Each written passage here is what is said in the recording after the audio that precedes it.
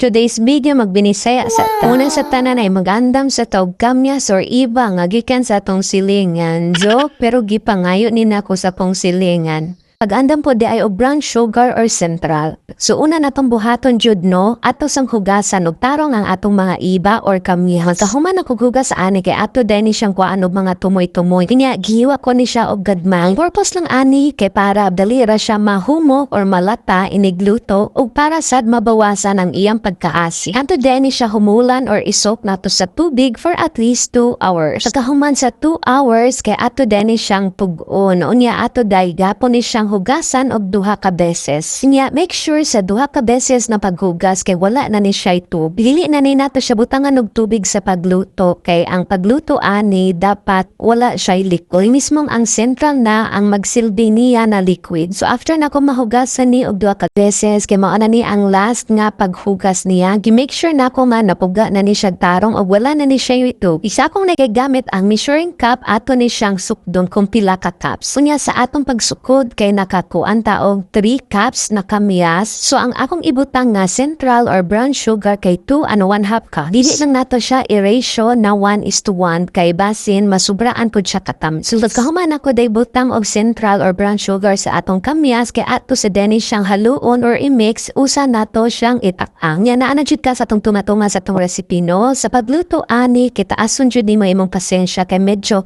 mahaba ang proseso sa pagluto nito. Sa pagluto ani kay kinahanglan ra jud siya na ma-reduce yung liquid og mag-caramelize siya na mura siya minatamis na langka og bitcho. So mao ni purpose nga nang dili ta magbutang og tubig sa atong recipe kay ang atong pagluto lang ani medyo dugay na ang process kay mismong iyang central na kay nagtubig. So diri ano part kay medyo luto na nga atong kamyas or lumambot na itong nya nag-change na pod ang iyang color padung na pod ni siya mag-caramelize. So wait lang pud ta ani og pila ka minute ug mao pod day niyang usa ka sign na hapit na maluto ang atong kamyas jam. Kung mabula-bula na siya, it means hapit na ni siya mag-caramelize or kumapit yung asukal sa ating kamyas. So if in ani na case, kay lutuon pa ni nato siya og another 5 minutes. Og after sa 5 minutes, kay pwede na nato i-off ang atong kalan og ato lang ni siyang i-cool down sa room temperature or diha lang mismo sa iyang kawali. Kung makita ninyo na nagbiling ko og gamay na liquid sa atong kamyas jam, it's okay. Kay the more na ato siyang i-cool down, the more pod siya na mo thick